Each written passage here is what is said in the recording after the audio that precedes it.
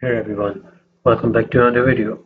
In this video, I'll help you to add an RFID card to your Apple Wallet. So let's get right into it.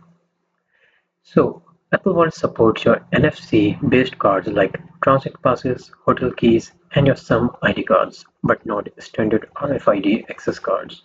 But don't worry, I'll show you how to work around. So to check if your card works with Apple Wallet, simply open your Apple Wallet, tap the plus sign, and choose transit key or transit card or any ID. If your RFID card isn't listed, Apple Wallet doesn't support direct scanning. So the alternative method will be use an RFID duplicator to copy the card into a programmable NFC tag.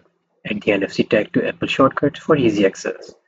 Use the third-party app like KeyCard to manage your card digitally.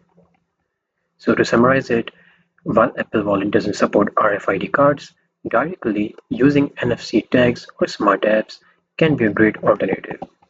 And with that, I hope this video was helpful for you to know how to add your RFID card in your Apple Wallet.